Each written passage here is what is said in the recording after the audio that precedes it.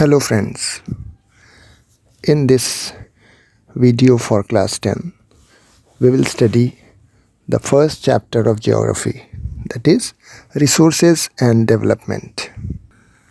देखो, हमारे एनवायरनमेंट में जो भी कुछ नेचर ने दिया है, जो हमारी नीड्स को पूरा करता है, उसे हम रिसोर्स कह सकते हैं। लेकिन साथ में कुछ कंडीशन है कि हमारे पास टेक्नोलॉजी होनी चाहिए जिससे हम उसे प्राप्त कर सकें। इकोनॉमिकली फिजिबल हो, ऐसा नहीं कि उसका कॉस्ट बहुत ज़्यादा आ जाए, और कल्चरली भी एक्सेप्टेबल होना चाहिए, यानी कि समाज, हमारी सोसाइटी उसे एक्सेप्ट करे, तो उसे हम रिसोर्स कहते हैं। फिज़िकल एनवायरनमेंट जिसमें कि नेचुरल रिसोर्सेज हैं, टेक्नोलॉजी जिसके द्वारा हम उन रिसोर्सेज को प्राप्त करते हैं, और इंस्टीट्यूशंस जिनके द्वारा हम रिसोर्सेज को रिफ़ाइन करते हैं, यूज़ के लायक बनाते हैं। और इन सभी चीज़ों के सेंटर में ह्यूमन बींग्स आते हैं, जिनके बिना ये कार्य नहीं किया जा सकता। So we can say that natural resources, technology and institutions all are interdependent. तो जो भी रिसोर्सेज हमें मिलते हैं, हमें उन्हें से ट्रांसफॉर्म करना पड़ता है, then they are able to be used. और इसके लिए हमें टेक्नोलॉजी की ज़रूरत पड़ती है और इंस्टीट्यूशंस की ज़रूरत पड़ती है। ह्यूमन बीइंग्स नेचर से इन रिसोर्सेज को निकालते हैं, जिसमें टेक्नोलॉजी का यूज़ करते हैं, और इंस्टीट्यूशंस बनाते हैं जिसके द्वारा इनका इकोनॉमिक डेवलपमेंट में इस्तेमाल किया जा सके। जैसा हम सुनते आए हैं कि resources are the free gifts of nature, ये बात सही नहीं है। Because resources are a function of human activities, they depend on human activities. Human activities उनको काम के लायक बनाती हैं या वेस्ट करती हैं। इसीलिए हम ह्यूमन बींग्स को भी रिसोर्स मानते हैं। They are a component of resources, because without the help of human beings the resources can not be utilized. तो whatever materials are available in the environment, उनको रिसोर्स बनाता है ह्यूमन बीइंग, और human being भी एक तरह का human resource है। अब हम रिसोर्सेज को कई बेसिस पर क्लासिफाई कर सकते हैं, on the basis of their origin, on the basis of exhaustibility, on the basis of ownership, and on the basis of their status of development. Origin के आधार पर हम रिसोर्सेज को बायोटिक यानी कि लिविंग और एबायोटिक यानी नॉन लिविंग में divide कर सकते हैं। एग्जॉस्टिबिलिटी के आधार पर हम इसे रिन्यूएबल यानी कि जो एग्जॉस्ट नहीं होंगे, विच कैन बी रिप्लेनिश्ड, और दूसरा होता है नॉन रिन्यूएबल, जिसे रिन्यू नहीं किया जा सकता, और they are called exhaustible resources. ये एग्जॉस्ट हो जाएंगे यानी ख़त्म हो जाएंगे। ओनरशिप के आधार पर हम इन्हें इंडिविजुअल रिसोर्सेज में डिवाइड करते हैं, जो किसी एक व्यक्ति के अंडर में होता है। कम्युनिटी रिसोर्सेज जो कि समाज के किसी कम्युनिटी के ओनरशिप में होते हैं, जैसे park. National resources which belong to the nation, like all the resources found in the country. And some international resources are those which are owned by all the countries of the world, and किसी एक country का उस पर अधिकार नहीं होता। चौथा classification हमारा आता है on the basis of status of development, जिसमें हम potential, developed, stock and reserve, in 4 parts में डिवाइड करते हैं। पोटेंशियल जो कि भविष्य के लिए हमारे काम के लायक है, लेकिन अभी हमारे पास टेक्नोलॉजी नहीं है जिससे हम उसको यूज़ कर पाएँ। डेवलप्ड एक्चुअल रिसोर्सेज हैं जिसे हम यूज़ कर रहे हैं। स्टॉक होता है जो हमने भविष्य के लिए तो रखा है, लेकिन अभी हमारे पास ऐसी टेक्नोलॉजी नहीं है जिससे हम उसे यूज़ कर सकें। And reserves are those resources जिनको यूज़ करने के लिए हमारे पास टेक्नोलॉजी भी है, लेकिन हमने उनको भविष्य के बारे में सोचते हुए छोड़ दिया है, so that they can be used in future. अब हम डेवलपमेंट ऑफ रिसोर्सेज की बात करते हैं। तो रिसोर्सेज ह्यूमन सर्वाइवल के लिए वाइटल हैं, वेरी इम्पॉर्टेंट हैं और हमारी क्वालिटी ऑफ लाइफ को मेंटेन करने के लिए भी ज़रूरी हैं। पहले ऐसा माना जाता था कि they are free gift of nature, और इसी कारण ह्यूमन बीइंग्स ने इसको फ्री गिफ्ट समझते हुए इनडिस्क्रिमिनेटली यूज़ किया, वेस्टेज किया, जिसके कारण कई प्रॉब्लम्स आए हमारे सामने। आज पहला प्रॉब्लम है डिप्लीशन ऑफ रिसोर्सेज हो चुका है, क्योंकि मनुष्य ने अपनी लालच को पूरा करने के लिए रिसोर्सेज का ओवर यूज़ किया। Many resources got accumulated in a few hands only, जिसके कारण कुछ लोगों के पास तो रिसोर्सेज बहुत ज़्यादा रहे और कुछ लोगों के पास ज़रूरत के रिसोर्स भी नहीं रहे। इस तरह हमारा समाज रिच और पुअर दो पार्ट में डिवाइड हो गया।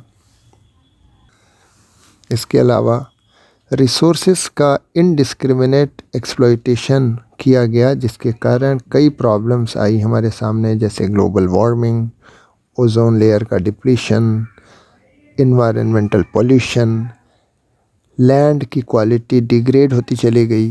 These are the problems created due to indiscriminate use of resources by human beings.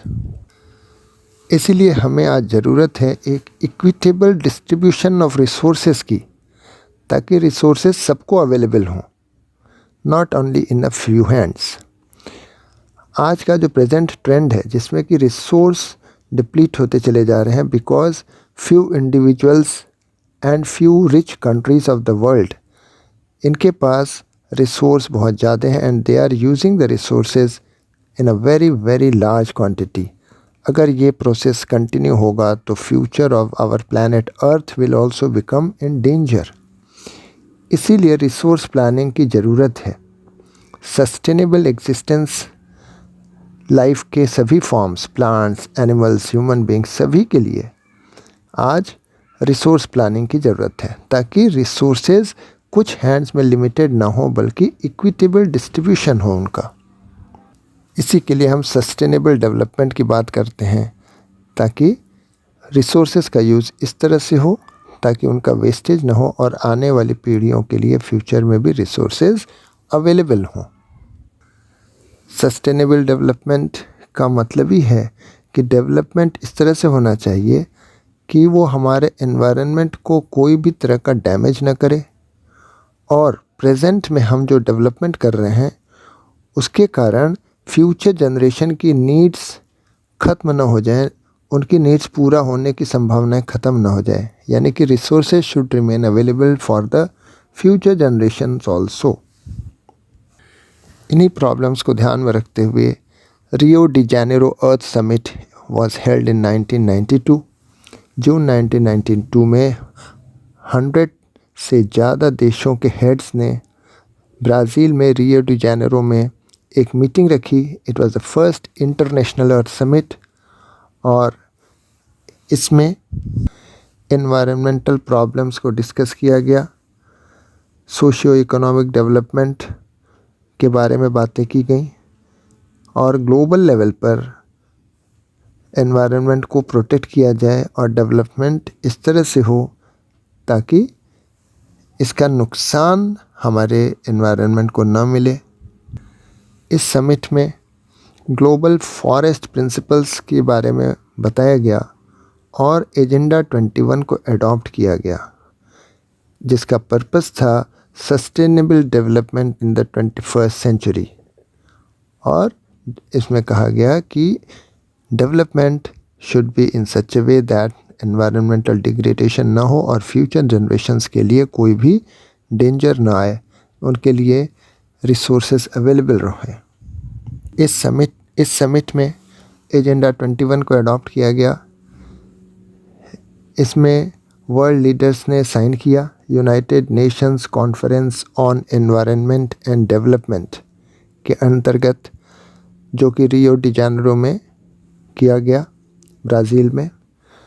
Agenda 21 का एम है ग्लोबल सस्टेनेबल डेवलपमेंट को अचीव करना।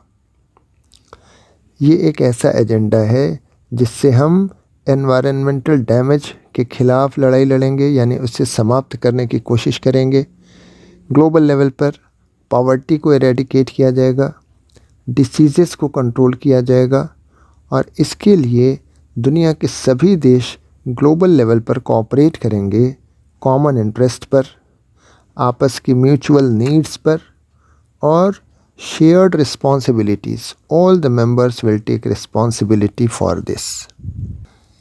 एजेंडा 21 का एक मेन ऑब्जेक्टिव ये भी है कि दुनिया के हर देश अपने यहाँ लोकल लेवल पर एक एजेंडा 21 ड्रॉ करेंगे and that will be adopted at the local level, तो ऑटोमेटिकली नेशनल लेवल पर ये एजेंडा 21 अप्लाई हो जाएगा। अब हम रिसोर्स प्लानिंग पर आते हैं। रिसोर्सेस का यूज़ जुडिशियसली करने के लिए प्लानिंग करना ज़रूरी है। It has importance in a country like India specially, जहाँ पर कि बहुत ज़्यादा डाइवर्सिटी है in the availability of resources. Diversity का मतलब हमारे यहाँ कुछ ऐसी रीजन्स हैं जो कि किसी एक तरह के रिसोर्सेज में तो बहुत रिच हैं, but they are deficient in some other types of resources. कुछ रीजन्स ऐसे हैं जो रिसोर्स की दृष्टि से सेल्फ सफिशिएंट हैं और कुछ रीजन्स ऐसे हैं जहाँ पर कि कुछ रिसोर्सेज की एक्यूट शॉर्टेज है। For example Jharkhand, Chhattisgarh, MP, यहाँ पर मिनरल्स तो खूब पाए जाते हैं, कोल डिपॉजिट्स तो खूब पाए जाते हैं, so they are rich in mineral resources. Arunachal Pradesh की बात करें तो वो वाटर रिसोर्सेज में बहुत रिच है, लेकिन वहाँ पर इंफ्रास्ट्रक्चरल डेवलपमेंट नहीं पाया जाता। राजस्थान की बात करें तो वहाँ पर सोलर और विंड एनर्जी का बहुत पोटेंशियल है, बट वाटर रिसोर्सेज की बहुत स्कैर्सिटी है। तो अलग अलग रीजन्स जो हैं इंडिया के, वहाँ पर डिफरेंट रिसोर्सेज की अधिकता और कमी, इसी के कारण हमें एक बैलेंस्ड रिसोर्स प्लानिंग की ज़रूरत है at the national, state, regional and local level also. So now let us talk about the resource planning in India. Resource planning एक सिंपल प्रोसेस नहीं है, it can be called a complex process, जिसमें सबसे पहले आता है identification and inventory.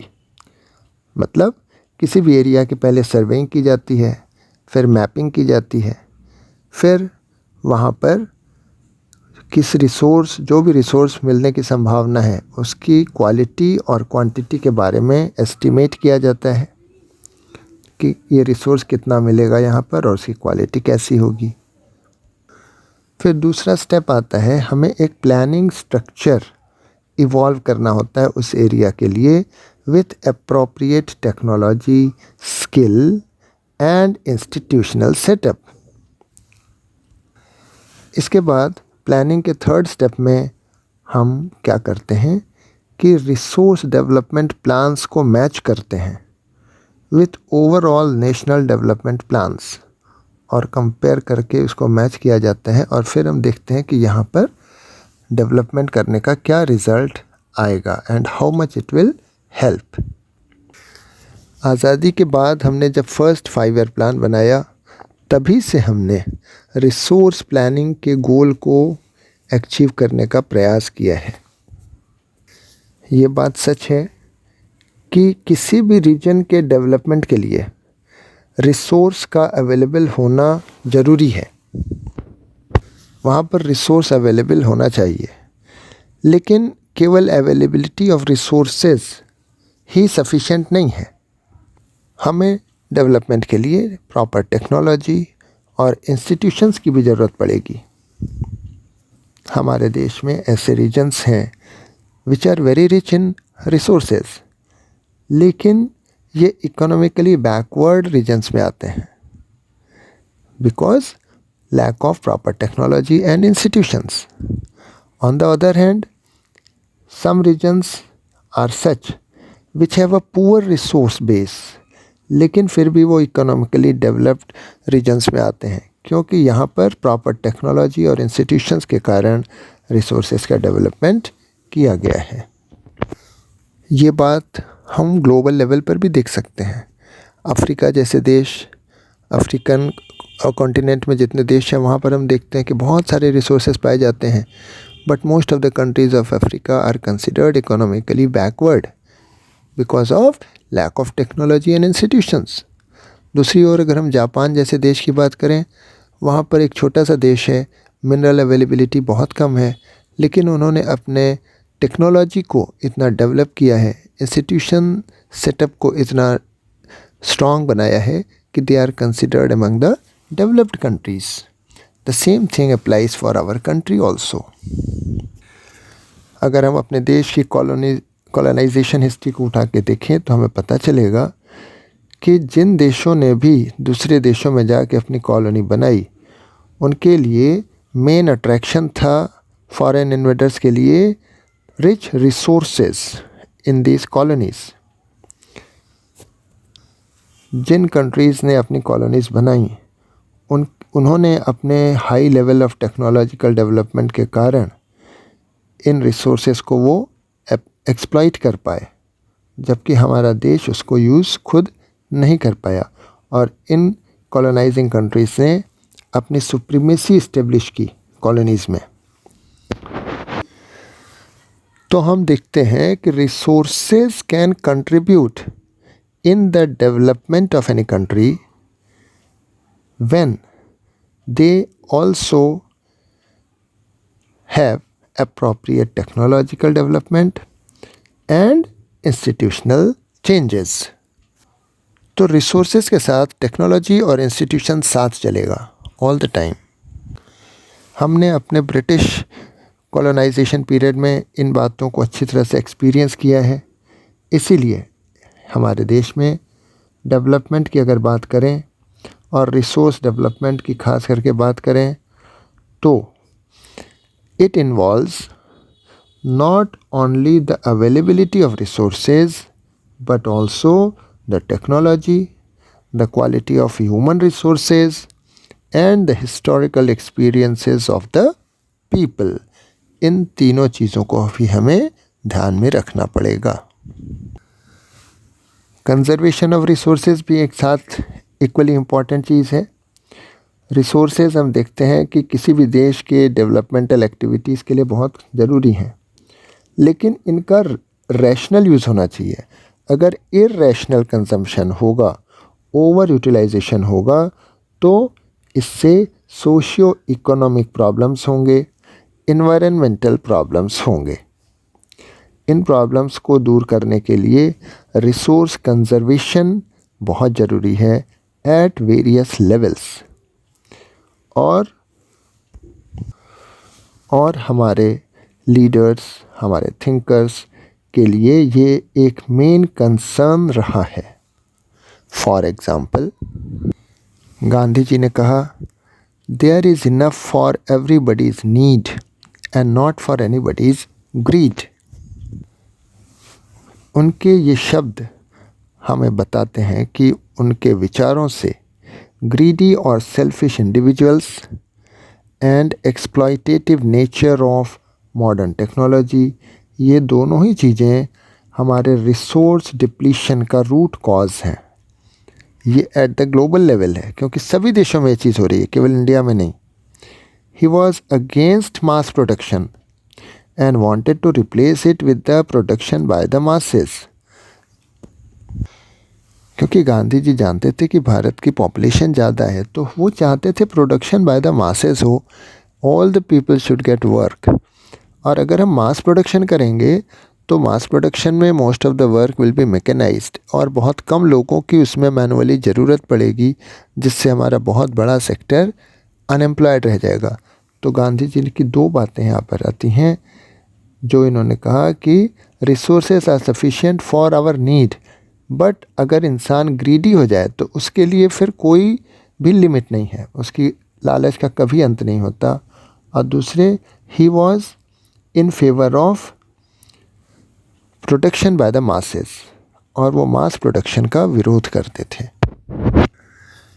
International level पर देखा जाए तो 1968 में द क्लब ऑफ रोम, यहाँ पर रिसोर्स कंजर्वेशन की बात की गई for the first time in a systematic way.